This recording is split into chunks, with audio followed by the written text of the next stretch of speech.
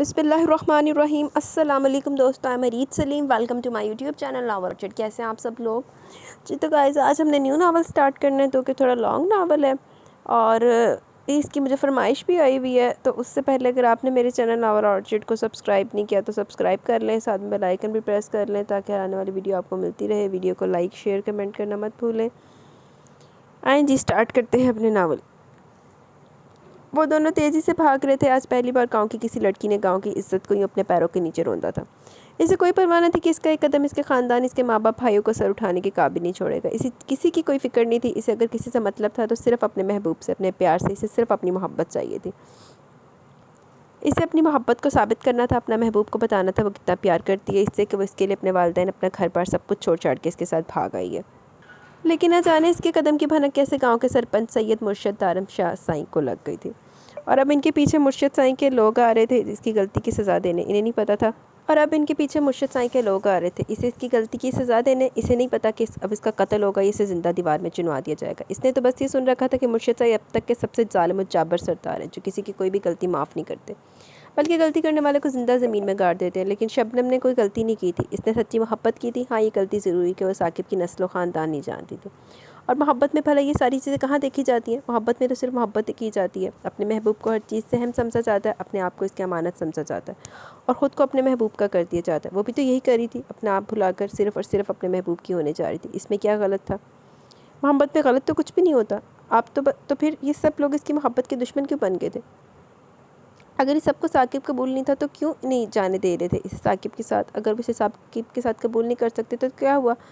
वो इसके लिए अहम था, वो इसकी ज़िंदगी था। वो सब पर साफ अल्फाज में वाज़ह कर चुकी थी कि अगर साकिब के साथ इसकी शादी करने के लिए वो लोग राज़ी ना हुए तो वो या तो अपनी जान दे देगी या फिर घर से भाग जाएगी। और अब वो ऐसा ही कर रही थी, क्योंकि अब साकिब इसके लिए इसका सब कुछ था। वो नदी के करीब से गुजरते पहाड़ के ऊपर आ चुके थे। यकीनन ये रास्ता गलत था, लेकिन इस वक्त मोहब्बत में अंधी हुई शबनम के लिए हर रास्ता सही था, क्योंकि अब साकिब इसके लिए इसका सब कुछ था। वो नदी के करीब से गुजरते पहाड़ के ऊपर आ चुके थे। यकीनन ये रास्ता गलत था, लेकिन इस वक्त मोहब्बत में अंधी हुई शबनम के लिए हर रास्ता सही था। वो पहाड़ के रास्ते नीचे की तरफ उतरने लगे। जब एहसास हुआ कि पहाड़ से नीचे तो मुर्शद साईं के लोग खड़े हैं, इसने साकिब को वापस ऊपर चलने के लिए कहा। लेकिन अब इनके पीछे आते लोग भी पहाड़ के ऊपर ही खड़े इन्हें देख रहे थे। दाएं बाएं कहीं कोई रास्ता ना था। अब वो अपने अंजाम से सचमुच में खौफजदा हो गए थे। मुकम्मल काले लिबास पे सिंधी चादर कंधे पर डाले वो सिंधी चप्पल में भारी कदम उठाता है इसके पास आया। रुका। शबनम का वजूद कांप रहा था। वो सुर्ख आंखों में गुस्सा लिए एक नज़र इसकी तरफ देखता साकिब की तरफ बढ़ा। शबनम ने घबरा कर इसे देखा। मुर्शद सा सर पर दुपट्टा। लड़की अगर अपने बाप की पगड़ी पर पैर रखते शर्म नहीं आई तो कम से कम अपने भाइयों के नंगे सर तो रुस्वा ना करो। वो भारी गंभीर आवाज़ में था। शबनम को भी अपनी पोजीशन का एहसास हुआ तो फ़ौरन अपना दुपट्टा ठीक करने लगी। तुम हमारे गांव की लड़कियों को बागी करोगे? वो जनाटेदार थप्पड़ इस लड़के के मुंह पर लगाते हुए गुर्राया तो शबनम तड़प कर इसकी तरफ पड़ी। रहम साईं, रहम, यूँ ना करे। अल्लाह साईं का वास्ता आपको रहम करे। यूँ मोहब्बत करने वालों के बीच दीवार ना बने, तो मोहब्बत करने वालों को जुदा ना करे, बेरहम ना बने साईं। वो मुर्शद साईं के पैरों में गिरी इल्तिजा करने लगी। वाजिद अली, संभालो अपनी बेटी को, और जिस तरह से रात के अंधेरे में घर से निकले इसी तरह अंधेरे में ले जाओ इसे वापस, तुम्हारी इज्जत रह जाएगी। और कल ही अपने भाई के बेटे के साथ इसके निकाह की तारीख रखो। और शबनम की इल्तिजाएं नज़रअंदाज करता वाजिद अली से मुखातिब हुआ, जो सुर्ख आंखों में नफरत लिए अपनी बेटी को देख रहा था।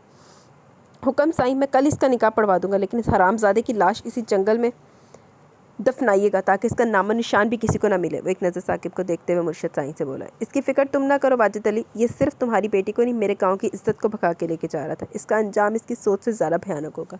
तुम अपनी बेटी को यहाँ से ले जाओ। वो गज़बनाक नज़रों से साकिब को देखता वाजिद अली से गोया हुआ, नहीं साईं, नहीं, ऐसा ना करें। आपको अल्लाह का वास्ता, अल्लाह साईं का वास्ता, ऐसा ना करें, हम मर जाएंगे एक दूसरे के बिना। साईं, बेरहम ना बने साईं, किसी की मोहब्बत को यूँ बर्बाद ना करें, आपको अल्लाह का वास्ता। वो चीखते हुए फरियाद करी थी, जबकि वाजिद अली से घसीटते हुए अपने साथ लेकर जा रहा था। जबकि अब वो पागलों की तरह पीछे की जानिब देखते अपने महबूब से दूर हो रही थी। इसकी चीखों पुकार पूरे जंगल में गूंज रही थी। लेकिन फिर अचानक फिजा में एक जोरदार धमाका हुआ, जिसके साथ ही जंगल में अजीब तरह के जानवरों की आवाज़ें गुर्राने लगी। नहीं साईं, नहीं, आप ऐसा नहीं कर सकते। आपने ठीक नहीं किया। आपने दो मोहब्बत करने वालों को जुदा किया, आपने दो मोहब्बत करने वालों को बर्बाद किया। आप कभी आबाद नहीं होंगे, बर्बाद होंगे आप, बर्बाद होंगे आप भी कभी खुश नहीं रहेंगे। आपको कभी सुकून नसीब नहीं होगा, आप भी बर्बाद होंगे। सुना आपने? आपको आपकी मोहब्बत कभी हासिल नहीं होगी साईं। आप मोहब्बत को तरसेंगे, आपको कभी आपकी मोहब्बत कबूल नहीं करेगी, आप मोहब्बत की भीख मांगेंगे। ये बद्दुआ है मेरी। वो चीख रही थी। इसकी तकलीफ़ और दर्द से भरपूर आवाज़ पूरे जंगल के सुनाटे में गूंज कर वापस आ रही थी। चुप कर बदबख्त, क्यों बद्दुआएँ दे रही है इनको? अल्लाह ताला लंबी हयाती दे। हुक्म साईं को। जिन्होंने रात के अंधेरे में हमारी इज्जत का पास रखा, वरना तूने तो कोई कसर न छोड़ी थी। वाजिद अली से कहता इसका बेजान वजूद अपने साथ घसीटता हुआ लेकर जाने लगा। मुर्शद साईं ने बोता ही जुल्म नहीं कर देता। आज जिसकी जॉब का पहला दिन था वो जल्दी से घर के अंदर आई, अपनी यूनिफॉर्म चेंज करके अपने काम में मगन हो गई। जब इसे दूसरी मुलाजमा ने आकर बताया कि छोटी मैडम इसे रूम में बुला रही है, वो हाँ में से हिलाती देरी से रूम की तरफ चली गई। वो जब से यहाँ काम करी थी इसने एक चीज़ बहुत ज़्यादा नोट की थी कि छोटी मैडम ज़रा किसी से बात नहीं करती और ना ही बड़ी मैडम इन्हें किसी से बात करने देती हैं। लेकिन वो जब से यहाँ काम कर रही थी न जाने कि छोटी मैडम इसे बहुत ज़्यादा परेशान और डरी सहमी सी लगती। इसने एक दो दफ़ा इनसे पूछने की कोशिश की कि आखिर इनके साथ मसला क्या है, और उन्होंने भी इसे अपनी परेशानी की वजह बताने की कोशिश की, लेकिन हर बार जब भी वो इससे बात करने की कोशिश करती तो कोई ना कोई आ जाता और इसकी बात अधूरी रह जाती।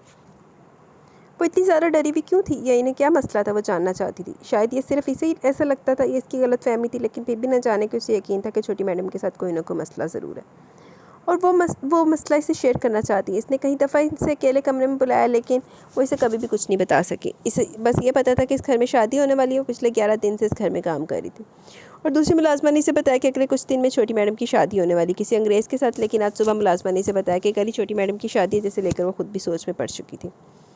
केड़ी छोटी मैडम? यस मैम, आपने मुझे बुलाया। वो मोतबाना अंदाज में खड़ी इनसे सवाल करने लगी। हाँ नूर, प्लीज़ मेरी हेल्प मी, प्लीज़ मुझे तुम्हारी मदद की ज़रूरत है। अगर तुमने मेरी मदद ना की तुम बहुत बड़े मसले में फंस जाओगी। प्लीज़ इनकार मत करना, मैं बहुत ज़्यादा परेशान हूँ, सिर्फ तुम ही मेरी मदद कर सकती हो। इसके पूछने की देर थी कि छोटी मैडम आंखों में आंसू का ढेर लिए इसे मदद की इल्तिजा करने लगी। जी मैडम, कैसी हेल्प? आपको क्या मदद चाहिए? मैं आपकी मदद ज़रूर करूँगी, वो उसे हौसला देते हुए कहने लगी। यहीं पे आकर वो बेबस हो जाती थी कि अगर वो किसी की मदद कर सकती तो ज़रूर करती थी, और इसकी आदत इसे अक्सर बहुत बड़े मसाइल का शिकार कर देती थी। मेरी मॉम मेरी शादी ज़बरदस्ती किसी से करवा रही है, मैं ये शादी नहीं करना चाहती, इस आदमी को बिल्कुल पसंद नहीं करती, प्लीज़ मेरी मदद करो, मैं ये शादी नहीं कर सकती, वो आदमी बहुत बुरा है, मैं किसी और को पसंद करती हूँ और अगर इस इंसान से मेरी शादी ना हुई तो मैं मर जाऊँगी, मैं किसी और की नहीं हो सकती, मैं इससे बहुत ज़्यादा मोहब्बत करती हूँ। वो शख्स मेरे जीने की वजह, अगर वो मुझे ना मिला तो मेरी ज़िंदगी का भी कोई फ़ायदा नहीं। प्लीज़ नूर, सिर्फ तुम ही मेरी मदद कर सकती हो। अगर तुमने मेरी मदद नहीं की तो मेरी मॉम ज़बरदस्ती मेरी शादी इस आदमी से कर देंगी। मैं यहाँ किसी और पर इत्बार नहीं कर सकती क्योंकि सारी मुलाजमा मेरी मॉम को बता देंगी। मैं सिर्फ तुम पर यकीन कर सकती हूँ, इसलिए तुम्हें ये सब बता रही हूँ। मैडम, मैं आपकी बात को समझ रही हूँ, लेकिन इस मामले में मैं आपकी क्या मदद कर सकती हूँ? मेरा मतलब है मैं कैसे शादी को रोक सकती हूँ? मैं तो काम से मुलाजमा हूँ। वो परेशानी से कहने लगी। बस मुझे इस घर से बाहर निकलने में हेल्प कर दो, मैं यहाँ से भाग जाऊँगी, बस तुम मुझे यहाँ से बाहर निकाल दो। वो इसके सामने हाथ जोड़ते हुए बोली, जबकि नूर गहरी सोच में जा चुकी थी।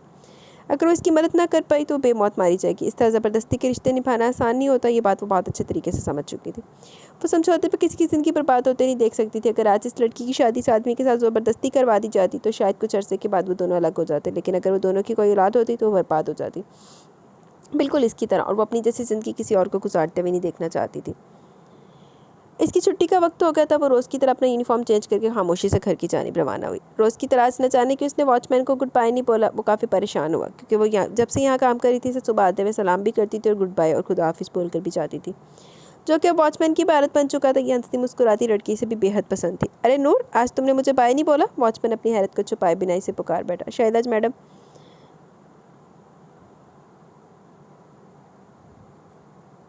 ने इसे डांट दिया होगा। वॉचमैन की अचानक पुकार पर घबरा कर पीछे की जानिब मुड़ी। लेकिन ये क्या? ये तो नूर थी ही नहीं, बल्कि ये तो छोटी मैडम थी। वॉचमैन के लिए झटका काफ़ी था। वो हैरानगी से अपनी मालकिन को वहाँ से भागते हुए देख रहा था, जिसके साथ इसने शोर मचाना शुरू कर दिया कि बाहर शोर की आवाज़ें सुनकर वो तेज़ी से बाहर निकलने का रास्ता ढूंढने लगी। इस वक्त इस कमरे में सवाई इस खिड़की के और कुछ नहीं था। वो तेज़ी से खिड़की के पास आई। इसका इरादा खिड़की से बाहर कूदने का था, लेकिन तभी दरवाज़ा खुला और इसने पीछे मुड़कर देखा और सर तर सांस खारिज की। अल्लाह, छोटी मैडम की हेल्प कर दे नूर बीबी, आप फंस गई। तुम जानते हो तुमने क्या किया? बेवकूफ़ लड़की, आखिर तुम्हें क्या ज़रूरत थी किसी लड़की को घर से भगाने की? तुम्हें अंदाज़ा भी है कितनी इंसल्ट हुई आज हमारी? तुम्हें एहसास भी कि कितनी बेइज्जती की गई है हमारी? वहाँ माइक अपनी कितनी इंपॉर्टेंट मीटिंग छोड़कर तुम्हें जेल से छुड़वाने के लिए आया, तो तुम अंदाज़ा भी लगा सकती हो कितना नुकसान हुआ आज माइक को। और माइक ने कितनी रिश्वत दी इस ऑफिसर को सिर्फ तुम्हें जेल से छुड़वाने के लिए। उफ़, माइक ने कितनी मुश्किल से सब कुछ हैंडल किया। ये आज अगर माइक ना होता तो न जाने क्या होता।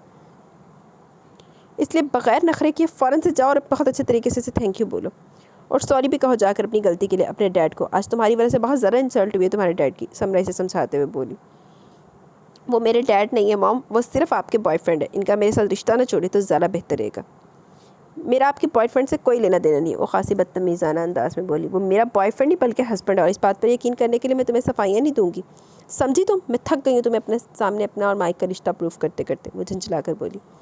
मॉम निकाह नहीं किया इसने आपसे, और जिस शादी को आप शादी कहती हैं वो शादी नहीं है। वो इसकी बात काटते हुए बोली, ओ वट एवर, बंद करो अपनी बकवास और जाकर माइक को सॉरी बोलो। इसका शुक्रिया अदा करो कि अगर आज वो वक्त पर जेल नहीं पहुंचता तो तुम्हें अंदाज़ा भी नहीं कि वहाँ पुलिस स्टेशन में तुम्हारे साथ क्या सलूक किया जाता। वो गुस्से से डांटते हुए बोली।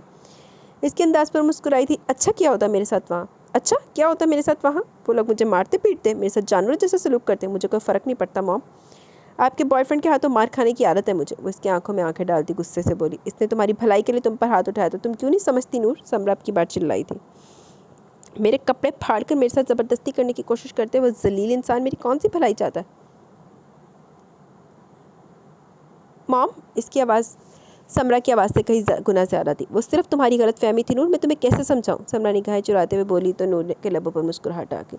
अच्छा, वो मेरी गलत फहमी थी? वो इसकी आंखों में आंखें डालती तल्खी से मुस्कुरा दी, जबकि इसकी मुस्कुराहट ने समरा को निगाहें झुकाने पर मजबूर कर दिया। वो इसका चेहरा अपने हाथों से ऊपर करते हुए इसकी आंखों में आंखें डालकर फिर बोली, मैं बच्ची ज़रूर थी मॉम, मगर इतनी भी नहीं कि जलील इंसान की नीयत ना समझ पाती। मैं बहुत अच्छे तरीके से जानती हूँ कि वो आदमी मेरे साथ क्या करने की कोशिश कर रहा था, और ये भी कि इस आदमी ने आपसे शादी वाला ड्रामा क्यों किया। लेकिन आपको आदत होगी बार बार मेरे मुंह से इस आदमी की हकीकत जानने की। तो फिर सुनिए, जब मैंने इसका एक घर छोड़ा तब इसे डर था कि कहीं मैं पुलिस में न चली जाऊँ। अब जानते एक 13 साल की लड़की का रेप करना कितना बड़ा जुर्म है? नहीं, लेकिन वो बहुत अच्छे तरीके से जानता है। अगर मैं पुलिस में जाती तो इसको हरासमेंट के केस में अपनी आधी ज़िंदगी जेल के अंदर गुजारनी पड़ती, और जो ऐशो इशरत इसे इतने बड़े बंगले में अपनी ज़िंदगी गुजारा है, ये सब कुछ भी इंग्लिश गवर्नमेंट इसे छीन लेती। इसने आपकी मोहब्बत में पागल होकर आपसे शादी नहीं की, बल्कि बदनामी के डर से और जेल से बचने के लिए किया। और आज भी वो शख्स मुझ पर कोई एहसान करके मुझसे जेल से नहीं छुड़वा कर लाया, इसलिए बार बार इसके एहसान मुझ पर वाज़ह करके मुझे शर्मिंदा करने की कोशिश करने की बजाय अपने बॉयफ्रेंड की हरकतों पर गौर करें। वो हकीकत का आईना इसके सामने रखती अपना बैग उठाकर तेजी से वहाँ से निकलने लगी, जब अचानक ही दरवाजे पर माइक इससे टकराया। इसके रोम रोम में नफरत सी भर गई। अरे नूर, तुम अभी तक गई नहीं यहाँ से? मुझे तो लगा था कि तुम जा चुकी होगी। खैर अच्छा कि तुम अभी तक नहीं गई। चलाओ मिलकर पूरी फैमिली डिनर करते हैं। वो खुशगवार लहजे में इंग्लिश में से देखते हुए बोला, मुझे कोई शौक नहीं आपके साथ डिनर करने का, और मैं आपकी फैमिली का हिस्सा नहीं हूँ। वो खा जाने वाले अंदाज में से देखते हुए बोली। इसकी बदतमीज़ी पर समरा को गुस्सा तो बहुत आया, लेकिन वो जानती थी अगर इसने इसे टोका तो और ज़्यादा बदतमीज़ी करेगी, इसलिए खामोश रहना बेहतर समझा। जबकि एक नज़र अपनी माँ की तरफ देखती वहाँ से बाहर निकल गई इस शख्स के सामने, तो वो अपना एक लम्हा भी बर्बाद नहीं करना चाहती थी। सेम डार्लिंग, तुम्हारी बेटी को आखिर मेरे साथ मसला क्या है? मच्छर तो मेरा पता नहीं कि मसला उनके तो दंदी बढ़ के जानी। 1 मिनट रुको जरा। कभी भी लड़की मुझसे अच्छे से बात नहीं करती हो, यकीन करो मुझे इसका अंदाज़ बहुत हर्ट करता है। वो समरा की जानिब आते हुए कहने लगा, वो बच्ची है, नादान है, तुम इसकी बातों को दिल पर मत लिया करो। आओ हम डिनर करते हैं। वो इसका ध्यान नूर से हटाते हुए बोली तो माइक ने सिर्फ हाँ में सर हिला दिया। सैम डार्लिंग, तुमने नूर से बैन के बारे में बात की है या नहीं? वो बहुत ज़्यादा परेशान है नूर को लेकर। 3 महीने होने को नूर की तरफ से कोई जवाब नहीं मिलता। मैंने आज बैन से बात करके इसे यकीन दिलाया कि नूर का जवाब हाँ ही होगा, लेकिन तुम कुछ भी नहीं कर पाई हो। तुम जल्द से जल्द इससे बात करो। तुम जानती मेरा भांजा कितना अच्छा, वो तुम्हारी बेटी से शादी करना चाहता है। मेरा नहीं ख्याल कि इसे शादी पर कोई एतराज़ होगा।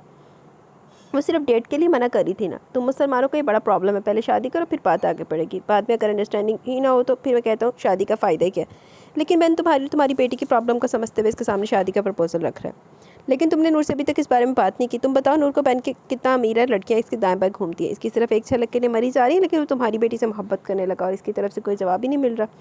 देखो सैम, मैं तुम्हें एक बात क्लियर बता देना चाहता हूँ। मैं आगे फ्यूचर में बहन के साथ अपना बिजनेस शुरू करना चाहता हूँ। मैं इसमें किसी किस्म की कोई प्रॉब्लम नहीं चाहता। तुम्हें ये बात समझनी होगी और अपनी बेटी को समझानी भी होगी। तुम अंदाज़ा भी नहीं लगा सकती ये डील मेरे लिए कितनी ज़्यादा अहम है। मैं समझ सकती हूँ माइक, तुम टेंशन मत लो, मैं बात करूँगी नूर से। वो क्या है ना कि आजकल वो अपने एग्जाम्स को लेकर थोड़ी परेशान है, फिर इसकी जॉब भी छूट गई, तो मुझे इस वक्त बात करना कुछ अजीब लगा। तुम इसे जॉब मिल जाने तो इसके बाद मैं सुकून से बात करूँगी। वो शादी से इनकार नहीं करेगी, तुम फिक्र मत करो, मैं इसे हर हाल में मना लूँगी। समरा ने इसे यकीन दिलाया। ठीक है, मैं इंतज़ार करने के लिए तैयार हूँ, लेकिन मुझे जवाब हाँ में चाहिए। ये बात तुम अच्छी तरह अपने दिमाग में बिठा लो। मैं इस डील को किसी भी तरह हाथ से जाने नहीं दे सकता। मैं इस पर किसी किस्म का कोई रिस्क लेने को तैयार नहीं हूँ। सैम, वो इससे बेहद सख्ती से कह रहा था, यकीनन ये डील इसके लिए बेहद अहम थी। बैन इसका भांजा था जो कि पैसे और रुतबे के मुकाबले में इससे बहुत आगे था, और वो इसके साथ मिलकर बिज़नेस शुरू करना चाहता था ताकि बैन की अक्ल और इसके पैसे से इसका बिज़नेस भी इसके लेवल की तरक्की कर सके। बड़े ही लानती है वो तो, चलो बाहर दा बंदा लानती है, तो जी घर दी लानती हुई है माँ ओदी सगी। खुदारा मम बस कर दें, आपको 1000 बार कह चुके हो मुझे इस बैन और इसके पैसे में कोई इंटरेस्ट नहीं है। मैं अपने पैरों पर खड़ी हो सकती हूँ। मुझे नहीं चाहिए हराम के पैसे। वो रखे अपने पास अपने पैसे, और ना ही मुझे 4 दिन की शादी करने की ज़रूरत है। अब आप बहाने बनाने की बजाय अपने बॉयफ्रेंड की हकीकत बताएं कि मैं कभी बैन से शादी नहीं करूँगी। तो फिर किससे करोगी शादी? अपने बाप के गवार भतीजे से, इससे जिसके साथ तुम्हारा बाप तुम्हें सारी ज़िंदगी के लिए बसा देना चाहता है। वो अनपढ़ जाहिल गवार जाहिल जो औरत को अपने पैर की जूती समझते हैं, इन लोगों के बीच घुसना चाहती हो तुम।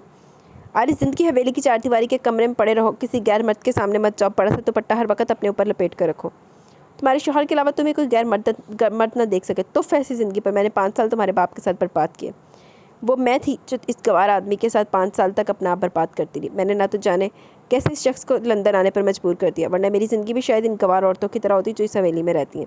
लेकिन यहाँ आने के बाद भी शख्स की बातों रोक टोक ने मुझे से तलाक लेने पर मजबूर कर दिया। तेरी शक्ल ही नहीं सी उतरने वाली। तुम्हारे पैदा होने के बाद भी शख्स ने अपनी आदत नहीं छोड़ी। वो शख्स कभी नहीं बदल सकता, और जिस शख्स के साथ वो तुम्हारी शादी करना चाहता वो इससे भी 4 कदम आगे। मुझे समझ नहीं आती कि तुम कैसे रहोगी सबके बीच। वो तो खुदा का शुक्र है कि सब कुछ खत्म हो गया, तुम्हारे बाप ने भी कभी मुड़कर देखा ही नहीं।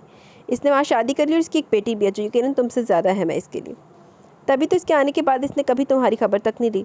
इसलिए बेहतर होगा कि अपने बाप के गम से निकल कर असल ज़िंदगी की तरफ आ जाओ। तुम बाली को अपनी मर्ज़ी से शादी कर सकती हो, अपनी मर्ज़ी से ज़िंदगी गुजार सकती हो, और मैंने एक बहुत अच्छा इंसान है, वो तुम्हें बहुत खुश रखेगा, वो तुम्हारी ज़िंदगी की हर ख्वाहिश पूरी करेगा। मुझे ना तो आपकी इस बहस में इंटरेस्ट है, ना ही आपके बॉयफ्रेंड के इस भांजे में। मैं कहाँ शादी करूँगी, क्या करूँगी, इसका फ़ैसला मैं करूँगी, क्योंकि कोई मेरे साथ ज़ोर ज़बरदस्ती नहीं कर सकता। और अगर मेरे बाप को मेरी ज़रूरत नहीं है तो अब मुझे भी इनकी ज़रूरत नहीं है। मैं खुश हूँ अपनी ज़िंदगी में। ये कहते हुए इसके लहजे में उदासी दराई समरा ने भी महसूस कर लिया। अब समरा कुछ और कहती वो फ़ोन रख चुकी थी। इसे अपनी माँ पर भी गुस्सा आ रहा था, जिसका इनकार अपने शौहर तक पहुँचाने के बजाय बहाना बना रही थी। 3 माह पहले वो अपनी माँ से मिलने इसके घर गई थी। जब इनकी तबीयत कुछ ख़राब थी, वही माइक पर मिलने के लिए इसका भांजा आया हुआ था, जिसे देखते इस पर बुरी तरह फिदा हो चुका था। पहले तो इसकी डेट मारने के लिए काफ़ी बेचैन है, लेकिन जब इसे पता चला कि नूर इसमें बिल्कुल भी कोई इंटरेस्ट नहीं दिखा रही, तो वो शादी का प्रपोजल भेजने लगा, जिसके जवाब में वो साफ इनकार कर चुकी थी। इसे माइक के साथ साथ इसके सारे ख़ानदान से नफरत थी। इसकी वजह से इसने बहुत नुकसान उठाया था। वो 4 साल की थी जब इसके बाप ने समरा को तलाक दे दी। समरा रिश्ते में इसके बाप की कज़न थी, लेकिन आज़ादाना माहौल में रहने की वजह से समरा की सोच भी काफ़ी ज़्यादा आज़ादाना थी। वो शादी नहीं करना चाहती थी, लेकिन इसके माँ बाप ने ज़बरदस्ती इसकी शादी इसके बाप सरमद से कर दी, जिसका नतीजा ये हुआ कि सरमद शाह पूरी कोशिश के बावजूद रिश्ता बचा ना सके। इन्होंने बहुत समझाया, लेकिन वो न मानी, और आखिर में शादी के बाद भी अपना अफेयर जारी रखा। वो सब कुछ बर्दाश्त कर सकते थे, लेकिन ये चीज़ इनकी बर्दाश्त से बाहर थी। अपनी बीवी की शादी के बाद इस अफेयर को वो कबूल ना कर सके और समरा को तलाक दे दी। बांदी सी डिज़र्व कर दी, शी डिज़र्व दैट। तलाक के बाद 4 साल नूर इंग्लिश गवर्नमेंट के फैसले पर हमेशा के लिए अपनी माँ के पास आ गई। सरमद ने 5-6 बार नूर की कस्टडी की अपील की, लेकिन वो इसे हासिल न कर सके, जबकि कस्टडी के बाद एक बड़ी रकम इन्हें समरा को देना लाजमी कर दी। वो तकरीबन 1 साल तक हर इतवार के दिन इससे मिलने आते रहे। फिर एक दिन वो गायब हो गए। फिर वो कभी भी इससे मिलने के लिए वापस न आए। इसकी माँ को हर हफ्ते पैसे मिलते रहे, जो कि अब तक मिल रहे थे, लेकिन जिसका इंतज़ार नूर की आँखें करती रही, वो कहीं खो गए थे। फिर एक दिन इसकी माँ ने इसे बताया कि पाकिस्तान जाकर इसके बाप ने ना सिर्फ दूसरी शादी कर ली, बल्कि वो एक बेटी का बाप भी, जिससे यकीनन वो नूर से ज़्यादा मोहब्बत करता है। तभी तो वो इसकी परवाह किए बिना इसे छोड़कर चला गया। वो तकरीबन 9 साल की थी जब इसकी मामा ने अपना घर बेचकर अपने बॉयफ्रेंड के घर रिहाइश इख्तियार कर ली, और इसे भी अपने साथ ले आई थी। माई की हरकतें इसे बहुत अजीब लगती। इसकी माँ के साथ इसका नासेबा हरकतें, इसकी माँ को अजीब लिबास में महफिलों की रौनक बनाना इसे बहुत बुरा लगता है, लेकिन शायद इसकी माँ को इन सब बातों से कोई फ़र्क नहीं पड़ता था। वो ज़्यादा माहौल में पली थी, इन सब चीज़ों को बहुत इंजॉय करती थी। लेकिन फिर एक दिन पानी इसके सर से ऊपर चला गया। जब इस शख्स ने इसके कमरे में आकर इसके साथ ज़बरदस्ती करने की कोशिश की, इस वक्त वैसे ना सिर्फ पूरे तरीके से छूने की कोशिश करते हुए इसके कपड़े फाड़ रहा था, बल्कि इसे बहुत बुरी तरह से ज़ख्मी भी कर गया था। इसकी शोर मचाने पर घर के सारे मुलाजमों के साथ इसकी माँ भी वहाँ आ गई थी। वो इसकी इज्जत पर कोई दाग लगने से बच गया, लेकिन अब वो इस शख्स से बहुत खौफजदा रहने लगी थी। इसने अपनी माँ को फैसला सुना दिया, वो यहाँ नहीं रहेगी बल्कि हॉस्टल में रहेगी। इसका सारा खर्चा अब तक इंग्लिश गवर्नमेंट इसका बाप उठाता है, इसलिए वो अपनी मर्जी की मालिक है। माई को डर लाक हो गया कि कहीं वो इसकी नीयत को समझ कर पुलिस में ना चली जाए, और यही वजह थी कि इसने समरा को अपनी मोहब्बत का यकीन दिलाने के लिए इससे अगले दिन ही शादी कर ली। लेकिन अब इसके पास किसी भी किस्म के कोई पैसे नहीं आते थे, क्योंकि वो 18 साल से ऊपर हो चुकी थी। इसकी 18वीं सालगिरह के साथ ही इसने अपना खर्चा उठाना शुरू कर दिया, एक जॉब के ज़रिए, जबकि जो पैसे बाप की कस्टडी के तौर पर इसे मिलने चाहिए थे वो इसकी माँ के पास जाते थे, जो इसे कभी ना मिले। और ना ही इसने कभी ज़रूरत महसूस की। इन 3 माह में वो 2 नौकरियाँ छोड़ चुकी थी, जबकि एक से परसों इसे निकाल दिया गया था, और कल एक रेस्टोरेंट में जाने वाली थी जहाँ इसे अच्छी ऑफ़र मिली थी। देखो सरमत, कौन है? तुम्हारा शेर आ गया। कब से ढूंढ रहे थे ना तुम इसे? दारम साई ने जैसे कमरे में कदम रखा, अस्कर साई ने सबका ध्यान इसकी तरफ दिलाया।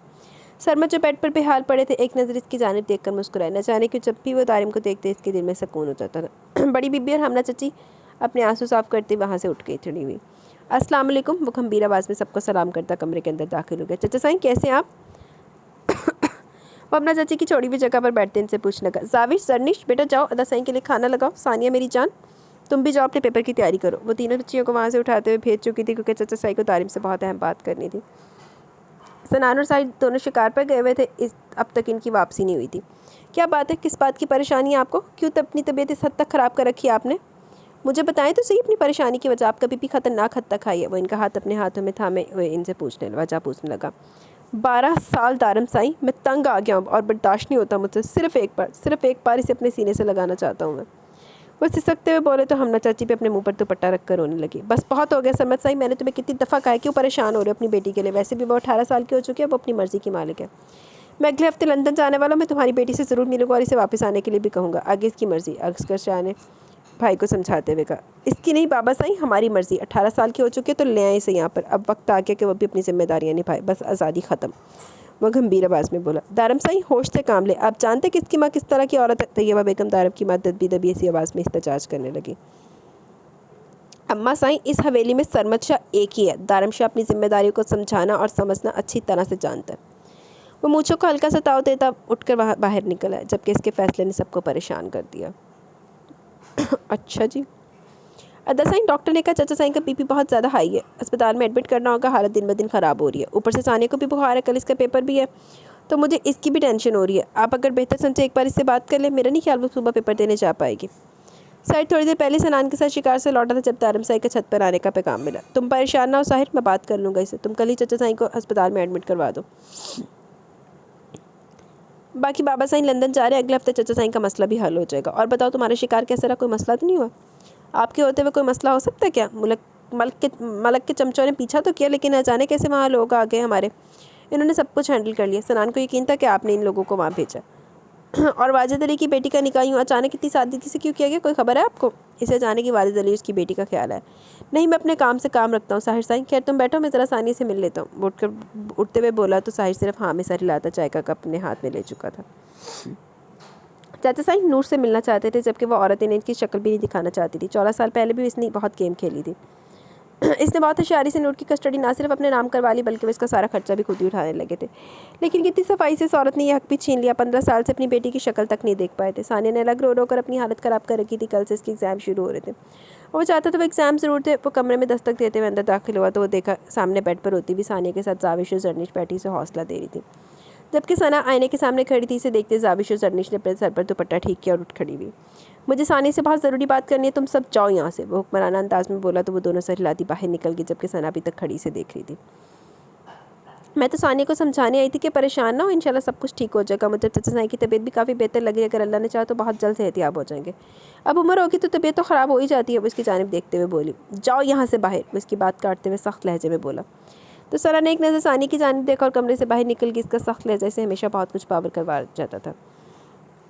इसके जाते हुए सानी की तरफ देखता है, इससे मुखातिब हुआ कि कल से तुम्हारे एग्ज़ाम शुरू होने जा रहे हैं। मेरी ख्वाहिश है कि तुम 8वीं जमात में पहली पोजीशन हासिल करके मेडिकल शुरू करो। अब तुम बताओ, क्या तुम मेरी इस ख्वाहिश को पूरा करोगे? वो बात को घुमाने का आदी नहीं था। जो इसके दिल में चलता था वो सामने बयान कर देता, जिस तरह इस वक्त कर रहा था। अदा साईं, बाबा साईं को कुछ होगा तो नहीं? वो अपने आंसू रोक नहीं पाई थी। चाचा साईं को कुछ नहीं होगा गुड़िया, तुम बिल्कुल बेफिक्र होकर अपने पेपर की तैयारी करो। बाबा साईं लंदन जा रहे हैं, वो इसके सर पर हाथ रखते हुए बोला। क्या ताया साईं किसी डॉक्टर को लेने जा रहे हैं? ये तेरा सारा लड़की इसके लिए बहुत अजीज़ थी, जिसका अंदाज़ इसे वो नन्ना सा वजूद याद करवाता था जो इसके लिए बहुत ख़ास था। हाँ, वो तुम्हारे पापा के इलाज को भी साथ लेकर आएंगे। इसके लबों की तराश में मुस्कुराहट आकर गायब हो गई। लेकिन अदा साईं, इलाज खुद कैसे आएगा? वो कंफ्यूज हुई। फजूल बातों पर ध्यान मत दो, अपनी पढ़ाई पर गौर करो। मैं नहीं चाहता कि तुम्हारा ध्यान बटे, तुम सिर्फ और सिर्फ अपनी तालीम पर गौर करो। तुम्हें डॉक्टर बनते देखना तुम्हारे भाई की ख्वाहिश है, ये बात याद रखना। अपने अदा साईं की हर ख्वाहिश पूरी करना तुम्हारा फ़र्ज़ है। वो सख्ती से कहता कमरे से निकल के, जबकि सानिया सिर्फ जल्दी से हाँ में सर हिला सकी। तारम साईं की समझ कम लोगों को आती थी। वो कब नरमी से बात करता और कब इसका लहजा सख्त हो जाता है, इसके अंदर घर के अंदर भी कोई नहीं समझ पाता था। दारम साईं थी बूढ़ी था तो फिर अल्लाह ही हाफ़िज़। दारम साईं, ये ले आपकी चाय, मैंने अपने हाथों से बनाई है। वो चाय का कप मेज़ पर रखते हुए बोली तो दारम ने पलट कर इसे देखा। मैंने तुमसे तो चाय का नहीं बोला, इसका लहजा सख्त था। जी हाँ, आपने खानसामा को बोला था, लेकिन मैं ले आई, क्या फ़र्क पड़ता है? बोला या मैं लाऊं, और वैसे भी ये तो मेरा फ़र्ज़ है। वो मुस्कुरा कर बोली। ये तुम्हारा फ़र्ज़ नहीं है लड़की। एक कवारी लड़की के तमाम हकूक़ व फ़राइज़ इसके वालिदैन तक महदूद हैं तो बेहतर होता है। आइंदा मेरा कोई भी काम करने से पहले ये बात याद रखना। ले जाओ ये चाय यहाँ से, और जिसे मैंने कहा इसे वापस मेरे पास भेजो। वो ठंडे लहजे में गोया। क्यों दारम साईं, क्यों करते आप मेरे साथ ऐसा? आप कभी मेरे जज्बात की फ़िक्र नहीं करते ना दारम साईं। आपको कोई फ़र्क नहीं पड़ता आपके नफ़ास से मुझे कितनी तकलीफ़ होती है। आप जानते हैं ना मैं आपसे कितनी मोहब्बत करती हूँ। जाओ यहाँ से सना, वो सख्त लहजे में बोला। मेरे यहाँ से चले जाने से ना तो मेरी मोहब्बत आपके लिए कम होगी और ना ही। अपनी बकवास बंद करो और अपने जज्बात अपने महरम तक महदूद रखो। दफ़ा हो जाए यहाँ से। वो गुस्से से धाड़ा था, जबकि सना बिना कुछ भी बोले तेज़ी से वहाँ से निकलती चली गई। वो बहुत साफ को था, किसी का दिल नहीं रखता था। वो साफ अल्फाज में सना को कई बार जतला चुका था कि इसके दिल में इसके लिए कोई जज्बात नहीं, लेकिन इसके बावजूद भी वो बड़ी बीबी और अम्मा सईद दारम के लिए सना का हाथ मांगने में दिलचस्पी रखती थी। लेकिन वो सब लोग इस बात से बाखबर थे कि दारम साई के दिल में बरसों से बस एक ही मलका हुकूमत करती है, जड़ी उत्थे नौकरानी बनी हुई बेचारी। ये क्या सना, ये चाय का कप तुम वापस नीचे क्यों लेकर आई? हमला चाची ने इसे सीढ़ियों से नीचे उतरते देखकर पूछा। तो थोड़ी देर पहले तो वो दारम साई के लिए चाय लेकर छत पर गई थी। वो दारम साई का चाय पीने का मूड नहीं, इसलिए मैं वापस लाई। खैर आप सना है, चाचा साई की तबीयत कैसी है अब? और ताया साई कब वापस आ रहे हैं? कितने दिन गुजर चुके हैं गए हुए? वो इनके साथ ही किचन का रुख करती पूछने लगी। हाँ आ जाएंगे कुछ ही दिनों में वापस, अभी तो इनकी मुलाकात भी नहीं हुई इससे। वो किचन की तरह आती मुलाजमा का हाथ बटाते हुए इसे बताने लगी। किससे मुलाकात करनी है इन्होंने? सना इनसे पूछने लगी। नूर से। नूर को ही तो लेने गए हैं, वो पता नहीं वो इनके साथ वापस आएगी भी या नहीं, वो औरत मिलने भी देगी इन्हें नूर से या नहीं, पता नहीं नूर हम सब लोगों के बारे में क्या सोचती होगी। चाची अपने काम में मगन इसके सर पर एक धमाका कर चुकी थी। ताया साई नूर को लेने के लिए गए हुए? लेकिन क्यों? मेरा मतलब है नूर को वो लोग क्यों लाना चाहते हैं वापस? क्या वो लोग भूल गए कि नूर किसकी बेटी है? मेरा मतलब समरा किस तरह की औरत है ये कोई भूला तो नहीं है। और अब तो चाचू साई की तबीयत भी काफ़ी बेहतर है, नूर को वापस भला बुलाने की क्या ज़रूरत ही क्या है? वो जहाँ इसे वहीं रहने थे, हर हफ्ते से पैसे मिल तो रहे हैं। सना की समझ नहीं आ रहा तो अपना गुस्सा किस तरह से कंट्रोल करे। इसकी बेचैनी भी इसके हिसाब पर बुरी तरह सवार हो चुकी थी। वो इस घर की बेटी है बेटा साईं, तुम्हारे चाचू साईं की पहली औलाद है, इनके लिए बेहद अजीज़ है। आज नहीं तो कल तो इसे वापस आना ही है था ना। मैं तो बस ये दुआ करती हूँ अदा साईं से लाने में कामयाब हो जाए। पता नहीं वो औरत इसे आने भी देगी या नहीं। पता नहीं नूर के दिल में हम सब के लिए क्या होगा। यकीनन इस औरत ने नूर के दिल में हमारे लिए बेपनाह नफरत भरी होगी।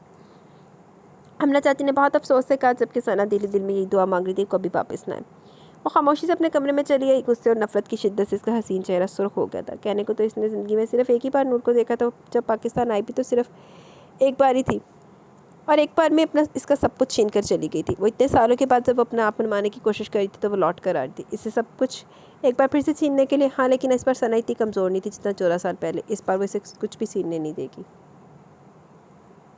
वो एक हफ्ते से नौकरी की तलाश में थी, लेकिन इसे कोई भी अच्छी जॉब ना मिली। आज भी वो एक जगह इंटरव्यू देकर आई थी जब इसे पता चला कि कोई इससे मिलना चाहता है। वो किसी से भी मिलना नहीं चाहती थी, लेकिन वार्डन ने इसे आकर बताया कोई पाकिस्तानी से मिलने के लिए है तो वो इनकार ना कर सकी। शायद इतने सालों के बाद इस शख्स को इसकी याद आ गई थी। इसे समझ नहीं आ रहा था वो खुश होगी या नहीं इससे मिलकर, मगर वो इसे मिलना चाहती थी। इस वक्त रात के 8 बज रहे थे और भूख से भी इसका बुरा हाल था। वो खामोशी से उठकर ऑफिस की जानिब चली गई। इसने ऑफिस के अंदर कदम रखा तो इसका दिल पूरी तरह से धड़का। शायद इतने सालों के बाद वो शख्स इसे पहचान भी ना पाई, लेकिन वो तो इसे नहीं भूली थी।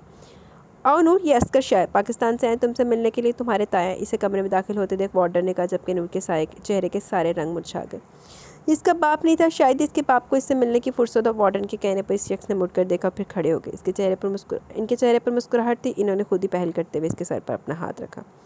नूर कुछ भी नहीं बोली। मैम, क्या मैं अपनी बेटी को बाहर लेकर जा सकता हूँ? मैं अपनी बच्ची के साथ थोड़ा वक्त गुजारना चाहता हूँ। वो वार्डन से मुखातिब हुए तो वार्डन ने मुस्कुरा कर इन्हें इजाज़त दी। वो खामोशी से इनके साथ बाहर आ गए थे। इस वक्त वो एक महंगे तरीन होटल में बैठे थे। नूर डिनर कर रही थी, जबकि अस्कर शाह खामोशी से इसे देखकर मुस्कुरा रहे थे। इस बेहयाई के माहौल में रहते हुए भी इन्होंने नूर के लिबास में किसी किस्म की कोई बेहयाई महसूस नहीं की थी। वो पुरसुकून से इनकी नज़रों के सामने बैठी अपना डिनर करने में मसरूफ़ थी। इनके चेहरे पर दिलकश मुस्कुराहट थी, क्योंकि वो नोट कर रहे थे कि नूर इन्हें नज़रअंदाज कर रही थी, लेकिन इसकी आंखों में पाकीज़गी थी। इन्हें अपने 15 साल पहले के फ़ैसले पर फ़ख्र था।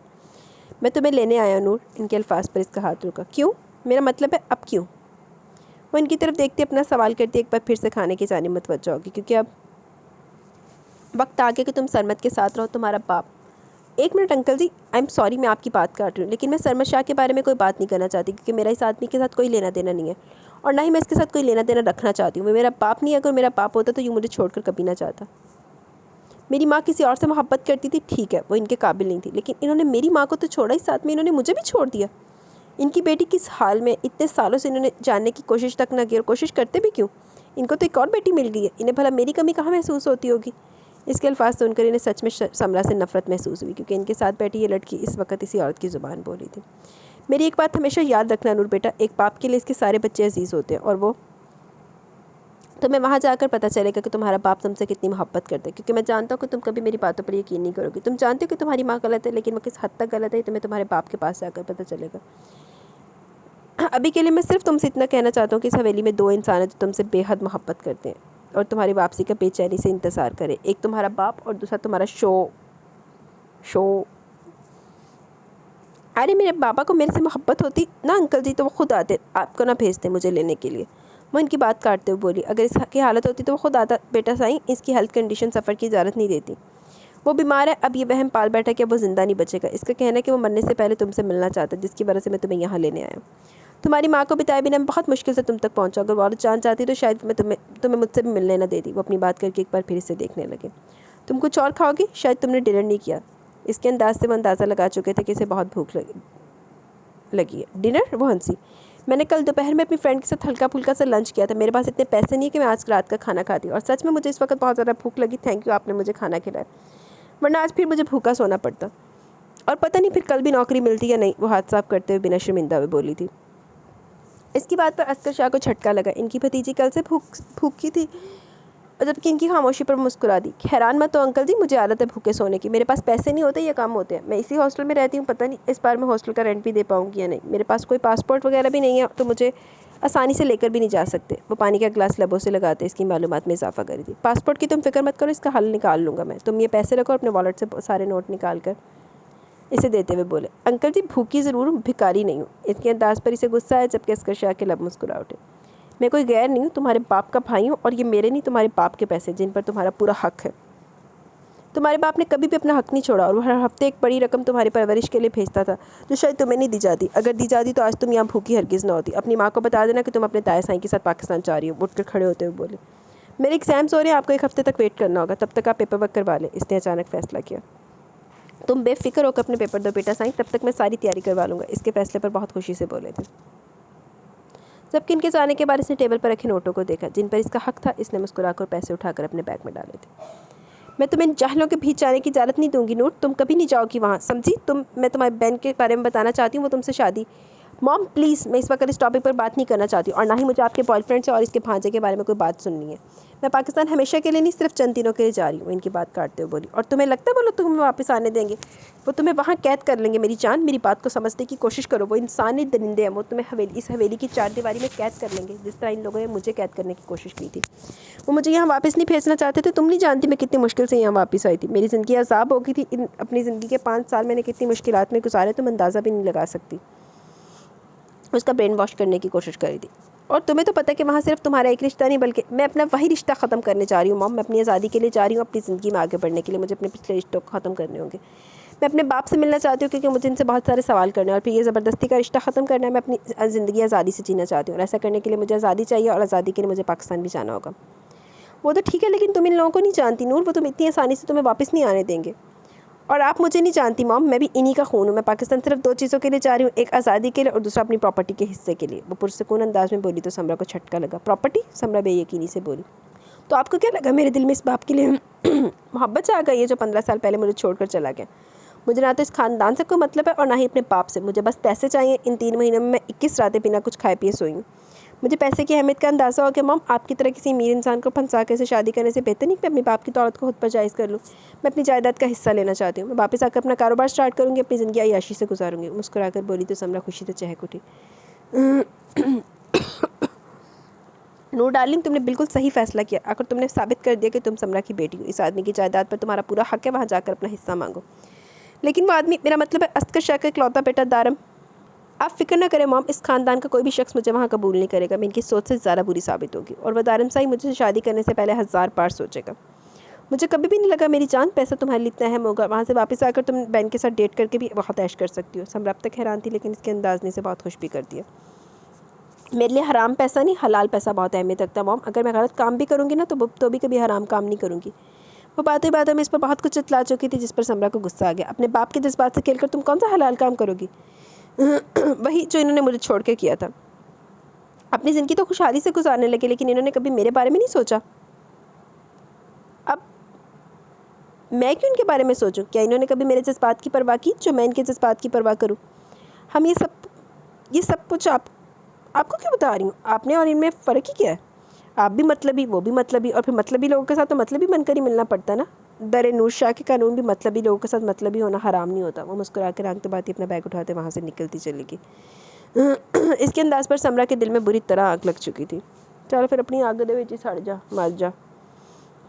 तुम्हारा दिमाग तो ख़राब नहीं हो गया? सैम, ये तुम क्या कह रही हो? तुम इसे जाने की इजाज़त कैसे दे सकती हो? तुम जानती हो ना बहन को मैंने यकीन दिलाया हुआ कि नूर इसके साथ जाएगी। वो नूर के पीछे पागल हो रहा, दीवाना हो चुका है इसका। इस वक्त मुझे बहुत फ़ायदा दे सकती हो। ख़बरदार जो तुमने नूर को कहीं पर भी भेजा, तुम इसे आज ही मना कर दो, वो कहीं नहीं जाएगी। मैं अब तुम्हारी बेटी के लिए एक ज़रा सा भी नुकसान बर्दाश्त नहीं करूँगा। तुम्हें अंदाज़ा भी है, तुम्हें अंदाज़ा भी नहीं है वो किस तरह से तैयार हुआ है इस शादी के लिए, कि तुम्हारी बेटी बिना शादी के इसके साथ जाने को तैयार नहीं थी, इसलिए वो से शादी करने के लिए तैयार हुआ। जब तक बहन का दिल इससे नहीं भर जाता तब तक नूर को बहन के साथ रहना होगा। और अगर तुम्हारी बेटी ने इस पर मेरी बात नहीं मानी तो इसका अंजाम बहुत बुरा होगा, तुम्हारी सोच से भी ज़्यादा, याद रखना। वो गुस्से से आउट ऑफ कंट्रोल हो रहा था, जबकि समरा इसके सामने बैठ के आराम से शैम्पेन पी रही थी। डार्लिंग रिलैक्स, एक बात याद रखना, समरा जब भी कोई फैसला करती है बहुत सोच समझ कर करती है, और तुम्हारी ये बहन तुम्हें इतने पैसे नहीं दे पाएगा जितने मुझे नूर दे सकती है। इसने मुस्कुराते हुए कहा, जबकि वो हैरानगी से देखने लगा। मैं जानती तुम्हें मेरी बात पर यकीन नहीं आएगा, लेकिन ज़रा सोचो, नूर का बाप इसे एक हफ्ते कितने पैसे भेजता है कि वो हर रोज़ डिज़ाइनर ड्रेस शूज़ पहनने के साथ अपनी हर ख्वाहिश पूरी कर सकती है। तो सोचो इसका बाप इसे इसकी जायदाद में कितनी दौलत देगा। तुम्हारे बहन की दौलत से 100 गुना ज़्यादा। अब तुम फैसला करो, तुम्हें ज़्यादा चाहिए फिर वो जो तुम्हारा भांजा बहन तुम्हें देगा। लबों पर मुस्कुराहट से जाए वो इससे सवाल कर रही थी, क्या तुम सच कह रही हो? क्या वो सच में इतने दौलतमंद है? अगर हाँ तो तुमने इसे क्यों छोड़ा? मेरा मतलब अगर वो इतना अमीर था तो तुमने इसे छोड़ क्यों दिया? इसे तलाक क्यों ले ली? और अगर तुमने इससे तलाक ले भी ली तो भी तुम्हारा भी तो जायदाद में कोई ना कोई हिस्सा था ना। आखिर वो तुम्हारे ताया का बेटा था। माइक ने इसे देखते हुए पूछा। इसे कभी भी नहीं लगा था वो इतनी ज़्यादा अमीर होगी।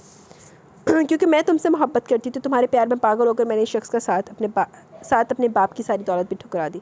तलाक के बाद इन लोगों ने मुझे अपनी जायदाद से आग कर दिया। वो जो घर जो हक महर के तौर पर मुझे मिला वो भी बेचकर मैं तुम्हारे घर आ गई। मैं हमेशा सोचती थी कि मैंने इस आदमी से बेटी पैदा ही क्यों की, लेकिन अब जब मुझे नूर ने ये बताया कि इसकी जायदाद के हिस्सेदार है तो यकीन करो मुझे इसकी पैदाइश पर जो इतने सालों से अफसोस था वो ख़त्म हो गया। मुझे यकीन है नूर हमें बहुत फ़ायदा देगी। वो यकीन से बोली। मुझे तो नहीं लगता। मुझे तो लगता है कि इन लोगों के पास जाकर इन्हीं जैसी हो जाएगी। तुमने देखा नहीं है, इसे एक इस्लामी इंस्टीट्यूट में कुरान पढ़ने के लिए जाती थी, वो भी तुम्हारी इजाज़त के बिना। मुझे तो लगता है कि इन्हीं लोगों जैसी होगी, जाहिल।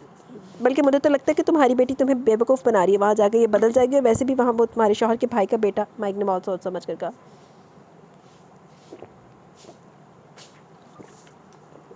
नो डार्लिंग, ऐसा नहीं होगा। वो मेरी बेटी है और जिस तरह से मैंने इन लोगों की तस्वीर इसके सामने रखी है ना, वो कभी भी इन लोगों में दिलचस्पी नहीं लेगी। वो मेरी एक बात को बहुत अच्छे तरीके से समझती है। वो जानती है कि वो लोग कितने जाहिल हैं। मेरी बेटी आज़ाद माहौल में रहती है, इसे वो हवेली की कैद हरगिज़ पसंद नहीं आएगी, और अपनी जैसी लड़कियों का वो हाल देखकर इस दिन वापस आने का फ़ैसला कर लेगी। और वो मेरी बेटी है, फ़िक्र मत करो, इससे वहाँ कोई प्यार नहीं करेगा।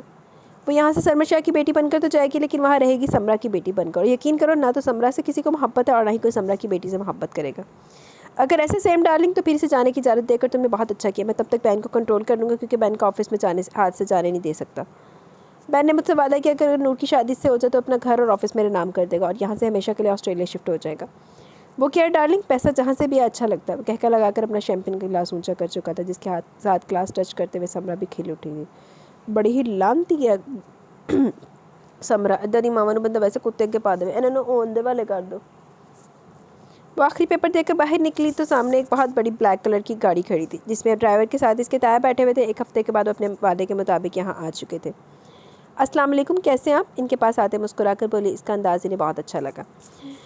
वालेकुम अस्सलाम, अल्हम्दुलिल्लाह मैं बिल्कुल ठीक। तो चले, तुम्हारा घर तुम्हारा इंतज़ार कर रहा है। इन्होंने मुस्कुराते हुए कहा। इतनी जल्दी? मेरा मतलब आपने सारा पेपर वर्क करवा लिया? और मेरा पासपोर्ट वीज़ा? वो कन्फ्यूज़ थी। इन्होंने इतनी जल्दी ये सब कुछ करवा लिया था? हाँ बिल्कुल, सब कुछ करवा चुका हूँ, सारे इंतजामात हो चुके हैं। तुम बस अपनी माँ से मिल लो, ताकि तुम्हारी माँ बाद में ये ना कहे कि हमने इसे तुमसे मिलने भी ना दिया। इन्होंने मुस्कुराते हुए कहा। आज आप मेरी माँ की फ़िक्र ना करें, इन्हें मुझसे इतनी भी मोहब्बत नहीं है कि मेरा मिलना बहुत ज़रूरी हो जाए। बल्कि वो तो जानती भी नहीं है कि आज मैं जाने वाली हूँ, और जानती है कि आज मैं जाने वाली हूँ, और मेरे ख्याल में किसी मीटिंग में गई होंगी। बस मुझे अपना ज़रूरी सामान लेना है, मेरी पैकिंग ऑलमोस्ट कंप्लीट है। तो पहले मैं हॉस्टल से अपना सामान उठा लेती हूँ, ज़्यादा नहीं है, बस कुछ कपड़े। वो इनके साथ गाड़ी में बैठते हुए बोली। ठीक है, अगर सामान ज़्यादा ज़रूरी है तो ले लेते हैं, अगर नहीं तो बेहतर है हमें पहले एयरपोर्ट पर चलें, क्योंकि 11 बजे की फ़्लाइट है, हम लेट हो जाएंगे। तुम्हारा हॉस्टल दूसरी साइड पे, अगर शॉपिंग का मसला तो वहाँ से कर लेना। वो इस ऑफ़र कर रहे थे जिसे काफ़ी पसंद आई। ठीक है, फिर एयरपोर्ट ही चलते हैं, इसने मुस्कुरा कर कहा, जबकि अस्कर शाह पुरसुकून हो चुके थे। वो इसे गाँव में इसकी बेबाक हालत में नहीं ले जा सकते थे। इसकी ड्रेसिंग में किसी किस्म की कोई बेहयाई नहीं थी, लेकिन इनके गाँव का माहौल इतना मॉडर्न भी नहीं था।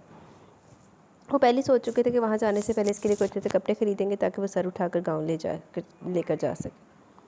सारी तैयारी मुकम्मल हो चुकी थी। नूर पहली बार आ रही है तो इसे कोई कमी नहीं महसूस होनी चाहिए। और याद रखना लड़कियों, वो बाहर के माहौल में पली बड़ी सी, यहाँ रहने में थोड़ी मुश्किल होगी, तो तुम लोग ना सब इसके साथ बहुत अच्छे तरीके से पेश आना। हमना चची का तो बस नहीं चल रहा था कि पूरी हवेली सजा दे। कहने को तो वो इनकी सुतेली बेटी थी, लेकिन इनके दिल में नूर के लिए इतनी मोहब्बत भरी थी कि जैसे इनकी अपनी सगी औलाद वापस आ रही हो। वो पहली बार नूर से मिलने जा रही थी, जिसकी वजह से बहुत खुश थी। बस करें चची साईं, कोई स्टार नहीं आ रहा यहाँ। समरा की बेटी आ रही है, और समरा कौन है? किसी को भूला हुआ नहीं है। सना जो सुबह से मुसलसल इनकी बातें सुन रही थी, अब कुता कर बोली।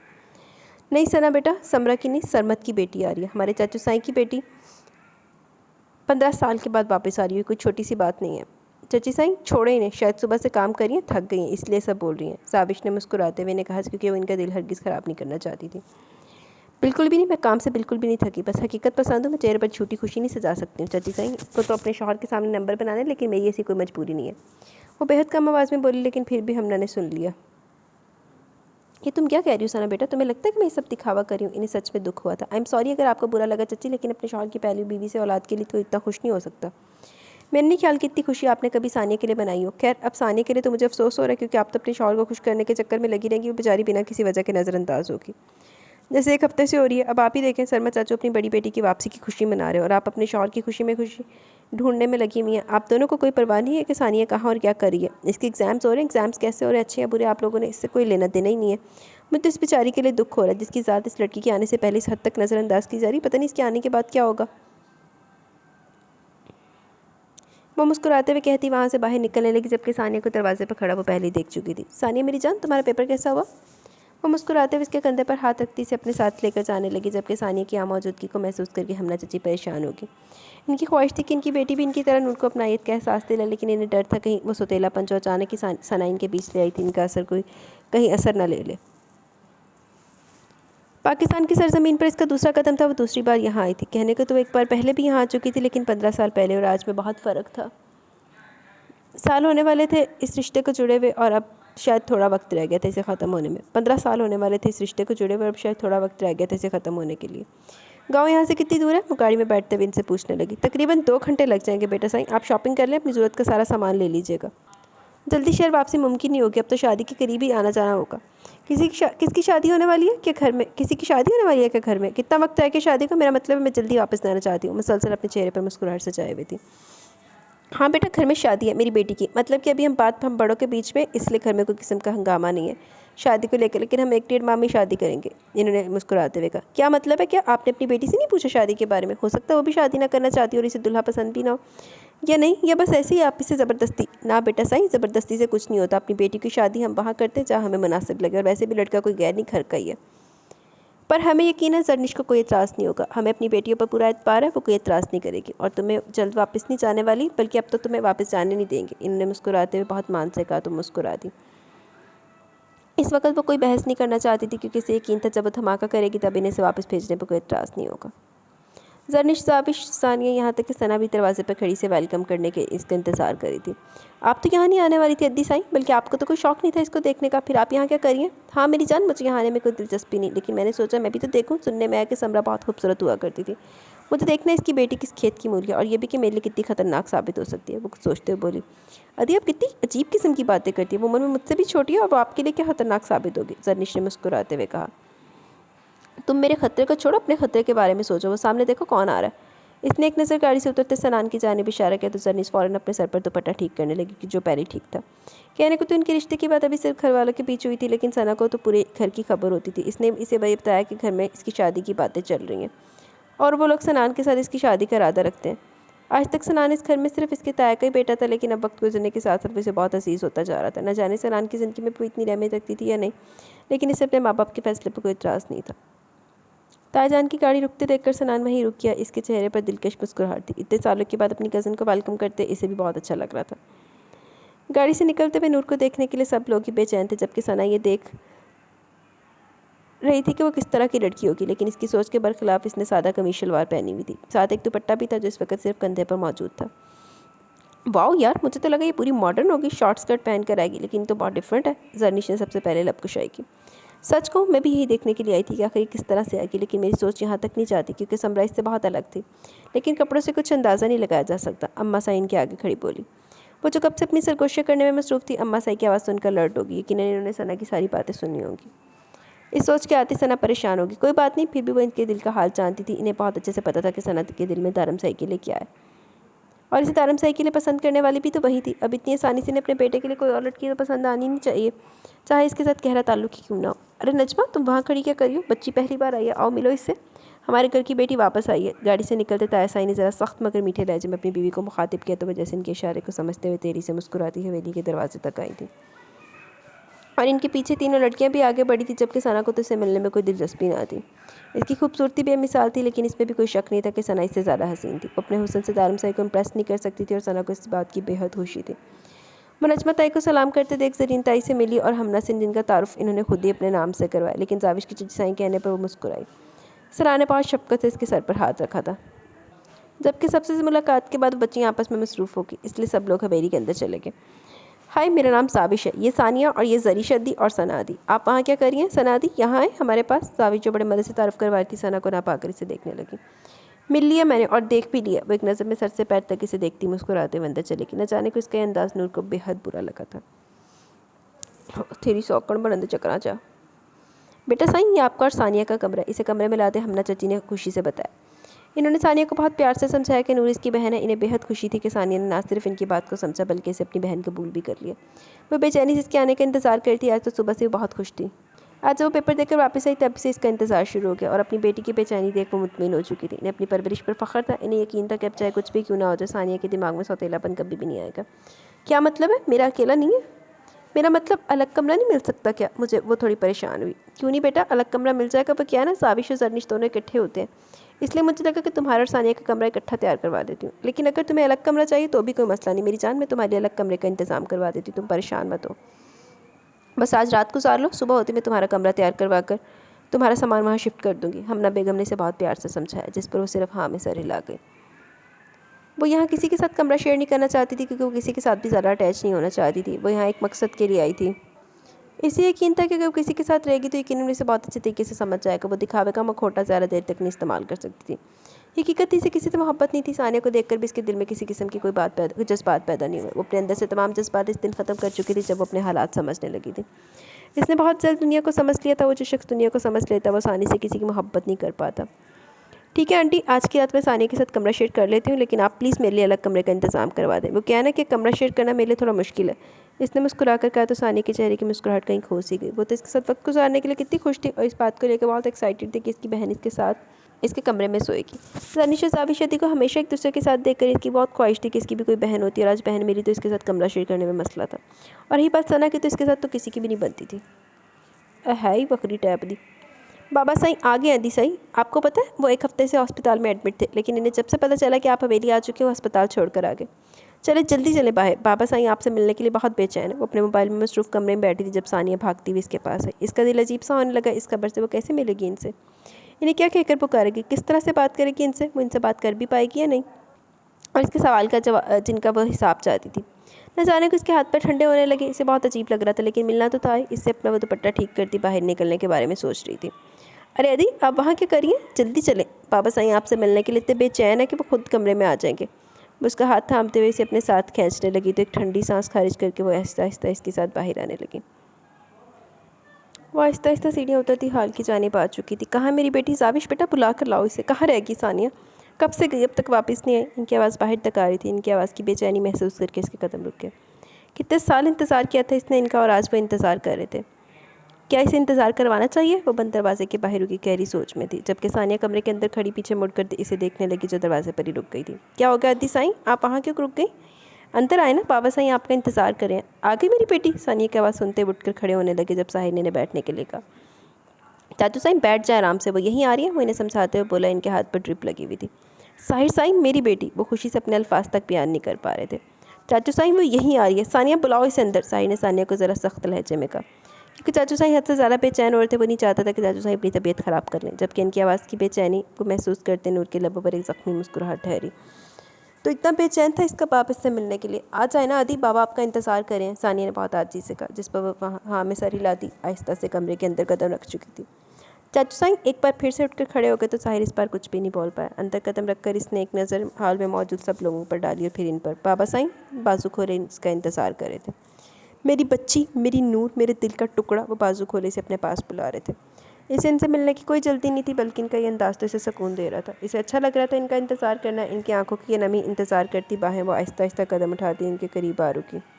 इसके करीब आने पर सबके चेहरे पर मुस्कुराहट आ गई। आखिर इतने सालों का इंतज़ार जो ख़त्म हो गया था। यार अगर पीछे से शोर की आवाज़ आ रही हो तो जस्ट इग्नोर कीजिएगा, क्योंकि मैं बहुत मुश्किल से रिकॉर्डिंग कर रही हूँ। जिस सिचुएशन में कर रही हूँ मैं आपको बता नहीं सकती।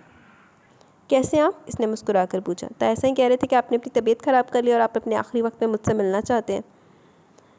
कितनी अजीब बात है ना, आपको मेरी याद सिर्फ अपने आखिरी वक्त में आ रही है। इनके खुले बाजू में समाने की बजाय इनके सामने खड़ी शायद हिसाब किताब कर रही थी। गुड़िया, ये वक्त सही नहीं है इन बातों के लिए, पहले मिल तो लो चाचू साईं से। ये सिर्फ तुमसे मिलने के लिए अपना इलाज तक मुकम्मल नहीं करवा रहे, साहिर ने समझाते हुए कहा। माफ़ कीजिएगा अदा साईं, लेकिन बाप बेटी का मामला है ना, किसी दूसरे की इंटरफेरेंस मुझे पसंद नहीं। लेकिन गुड़िया, इस वक्त साहिर ने कुछ कहना चाहा, जब चाचू साईं ने अपने हाथ से खामोश रहने के लिए कहा और फिर मुस्कुरा दिया।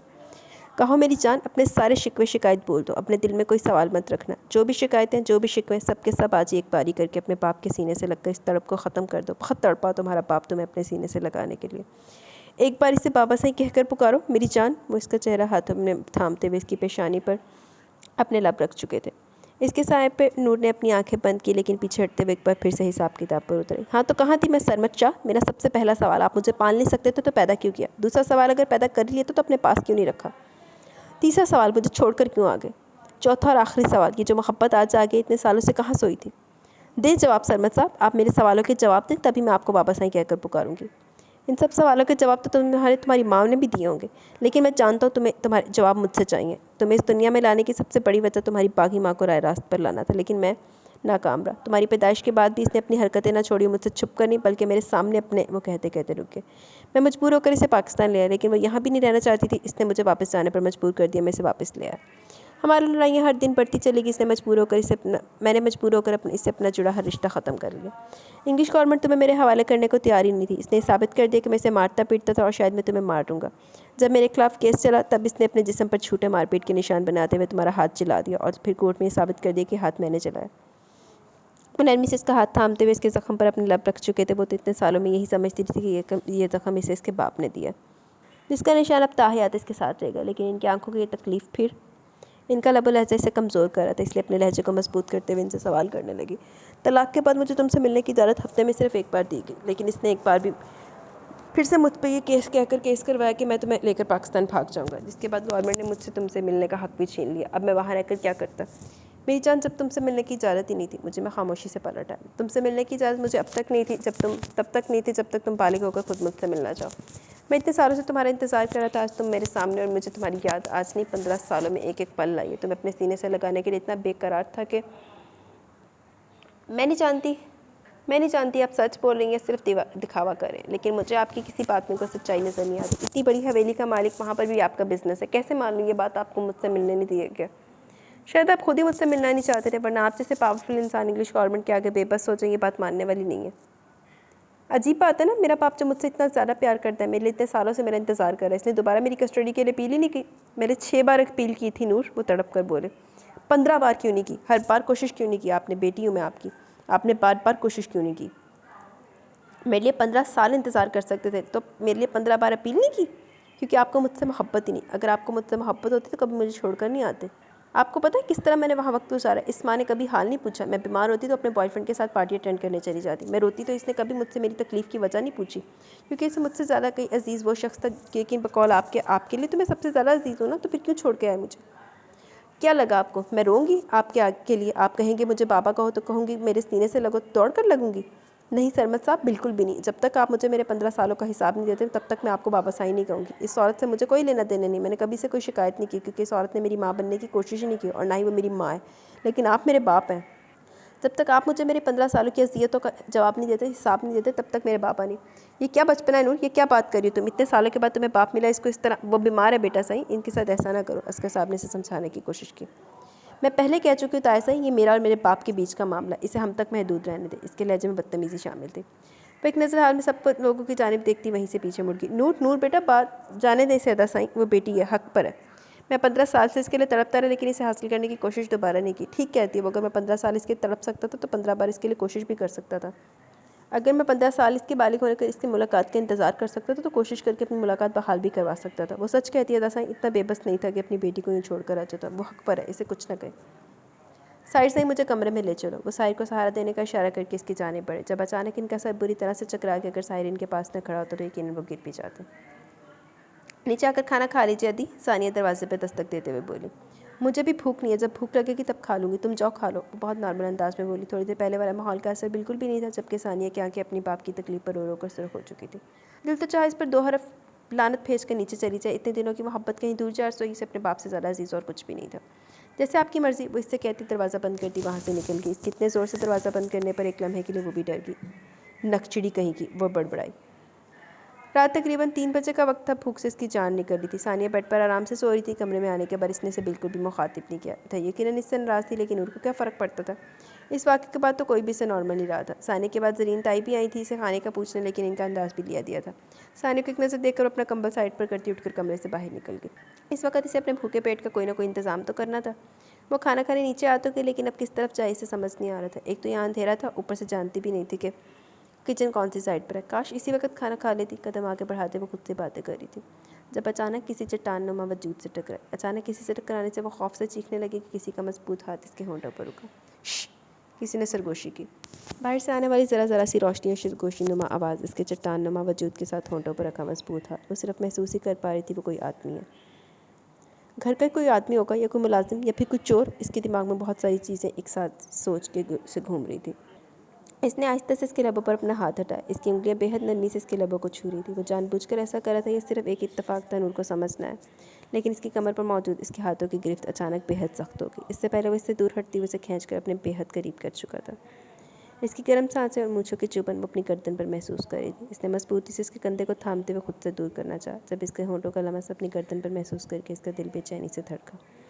वो इससे दूर होने के लिए जद्दोजहद करने लगी, जबकि अपने होंठों को इसकी गर्दन पर बेलगाम छोड़ चुका था। इसको गिरफ्त बेहद सख्त थी। वो इसे खुद में कैद किए बता। कौन हो तुम?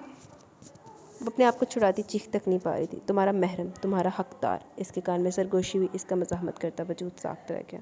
महरम? दारम शाह। इसने फूटे फूटे लफ्ज़ में एक नाम लिया। इसके लब मुस्कुरा उठे थे, जबकि इसके बाजू में मौजूद नाजुक सराबा बुरी तरह कांप रहा था। कोई शक? इसके लहजे में मुस्कुराहट वाज़ेह थी, जिसे वो देख तो नहीं पा रही थी, लेकिन महसूस आसानी कर गई थी। लेकिन इसके अल्फाज ने इसे बेहद खुशी दी थी, जिसके नाम में वो इसे निशान दे गया। दारम साईं, ये तुम हो यहाँ? पीछे अम्मा साईं की आवाज़ सुनते इसकी कमर पर इसकी गिरफ्त नरम पड़ी। वो लम्हे में इसे अपना आप छुड़ा दी, वहाँ से सीढ़ियाँ चढ़ती ऊपर भाग गई, जबकि वो दिलकशी से मुस्कुराता अम्मा साईं की जानिब चला के जब तक इसका इंतज़ार कर रही थी। अच्छा, टाइम बहुत कम है, तो हम ऐसा करते हैं, कमेंट सेशन की बजाय ना ये एक सीन और पढ़ लेते हैं। वो तेरी से फूली सांसों के साथ ऊपर कमरे में दाखिल हुई। वो खुद अंधेरे कमरे में सोती तो ना ही इसने सानिया को उसके कमरे की लाइट ऑफ करने दी थी। देर से कदम उठाती शीशे के सामने आई, जहाँ पर अपना सुर्ख खून छलकता चेहरा देख पहले तो परेशान हुई, लेकिन नज़र जैसे गर्दन पर गई, इसकी उंगलियाँ इसकी गर्दन पर आ रुकी। जहाँ एक छोटी सी खून की बूंद थी, वो पहली मुलाकात में इस पर अपनी मुहर लगा गया था। इसे बताकर गया था कि वो इसकी है। बेशर्म इंसान, वो मुझे इस तरह से कैसे छू सकता है? इसकी हिम्मत कैसे हुई मुझे यूँ छूने की? इतना करीब कैसे आ गया वो? और मैंने इसे रोका क्यों नहीं? इसके सामने इस तरह से कि चुप करके खड़ी रही। क्या समझ रहा होगा मेरे बारे में कि मैं ऐसी लड़की हूँ कि जिसका दिल चाहे मुझे छू सकता? और ये, इसने एक बार फिर से निगाह आईने पर दौड़ाई तो निगाह चुराने पर मजबूर होगी। वो इसे इस तरह से कैसे छू सकता है? बस यही सवाल इसके दिमाग में बुरी तरह घूम रहा था। यूँ बिना मज़ाहमत के कैसे इसके सामने क्यों खड़ी रही? इस तरह तो और शेर हो जाएगा। नहीं दारमशाह, नहीं, तुम मेरी मंजिल नहीं हो, वरना मैं और ना ही मैं तुम्हें अपनी मंजिल बनने दूंगी। मैं यहाँ सिर्फ और सिर्फ प्रॉपर्टी के लिए आई हूँ। मुझे जैसे मेरा हिस्सा मिल जाएगा, मैं यहाँ से हमेशा चली जाऊँगी। तुमसे, तुम्हारे पूरे ख़ानदान से मैं कोई ताल्लुक़ नहीं रखूँगी, कभी भी नहीं। अच्छी तरह से समझती तुम लोगों को। तुम्हें लगता है कि मैं तुमसे शादी करूँगी तो ऐसा कभी नहीं होगा। तुम ना तुम मेरे हकदार हो, ना ही मैं तुम्हारी मलकियत। और ये बात मैं कल तुम पर वाज़ह कर दूँगी। मैं तुम्हें बताऊँगी कि मैं तुम्हारे लिए कुछ भी नहीं हूँ, और ना ही तुम मेरे लिए कुछ हो। तुम मुझे शायद अपनी इस हवेली में की गंवार औरतों में समझ रहे हो, जो तुम जैसे मर्दों की हुकूमत पर सर झुकाकर सारी ज़िंदगी गुलामी करती हैं। लेकिन मैं नहीं हूँ उन औरतों में से। मैं समरा की बेटी हूँ, वही समरा जिसको तुम लोगों ने बागी कहकर ठुकरा दिया। इसी समरा की बेटी हूँ मैं, जिसका ज़बरदस्ती निकाह सरमद शाह के साथ करवा कर मेरी ज़िंदगी अज़ाब बनाएगी। समरा तब तो अपने हक़ के लिए लड़ सकती थी, लेकिन क्योंकि तुम मर्दों की हुकूमत ने इसे बेबस कर दिया। लेकिन मैं तुम लोग के सामने सर झुकाने वालों में से नहीं हूँ। बड़े को कोई भी फ़ैसला मेरे आड़े नहीं आएगा। मैं तुम्हारी मलकियत में शामिल नहीं हूँ। वो आईने में खड़ी मुसलसल खुद को देख रही थी, लेकिन नज़र भटक भटक कर गर्दन मौजूद इस निशान पर चली जाती। इसने अपने आगे पीछे देखा तो बेड पर इसका दुपट्टा पड़ा हुआ था। इसने फ़ौरन लपक कर दुपट्टा उठाकर अपनी गर्दन पर फैलाने लगी। निशान गहरा था, इसे यकीन था ये सुबह तक नहीं जाएगा। दारमशाह पहली मुलाकात में इस पर अपनी मलकियत जता गया, लेकिन वो नहीं थी इसकी मलकियत, ये साबित करना भी इसका काम था। जी तो गाइस, आज के एपिसोड के अख्ताम को पहुंची। कैसी लगी एपिसोड ट्राई कर जरूर सार कीजिएगा। कमेंट सेक्शन मोटे मोटे देख लेते हैं, फिर इजाज़त चाहूँगी। फिंक्शनल एंड थैंक यू, कमेंट्स बहुत मज़े के देती हैं रीडर्स। हाँ बीबी, वो तेनों कुछ भी ना कहते, तू फुला दे हार पा। में हर कमेंट में शदीद हंसी आती है। 4 बजने वाले में सो रही है पास, और मेरी हंसी कंट्रोल नहीं हो रही। Thank you very much dear, इतना पसंद करने के लिए। मौसम हसन, इंशाल्लाह आपकी रिक्वेस्ट पूरी करूँगी अगर परमिशन इशू ना हुआ। जुल्फिशा खान, हीरो के साथ बुरा हुआ, हीरोइन के इतना तकलीफ थी और खुद ही मर गया। वो तो मरना बनता सी, मैं वो डिज़र्व करता था। Moon Khan, I love your Punjabi comments in between your nation, thank you very much. तख्तीस Tauqeer nice thank you. Riyan वालेकुम अस्सलाम नाइस नावल थैंक यू। सहर इकबाल वेलकम। फिक्शनल लैंड 2 घंटे ते मैनू मिल जाए इमामा मैं सीधी कर देनी 2 घंटे वास्ते इंज दियां गल्लां नहीं करदे करी दिया बगैरत उफ अल्लाह। नावल से ज़्यादा तो मैडम के कमेंट सुनने में मज़ा आता है। Thank you very much. बस यार उस टाइम जो फ्लो में मुंह में आता है मैं बोल देती हूँ। द गेमिंग शिनोबी आपकी भी रिक्वेस्ट इंशाल्लाह ज़रूर पूरी करेंगे। ये नावल मैं देखती हूँ अगर परमिशन का इशू ना हो या कहीं से मुझे मिल गया तो मैं इंशाल्लाह ज़रूर अपलोड करूँगी। फ़िज़ा नूर कुरैशी अच्छा एंड था थैंक यू वेरी मच जी। तो गाइज़ मुझे इजाज़त दें मैं चलती हूँ अल्लाह हाफिज़।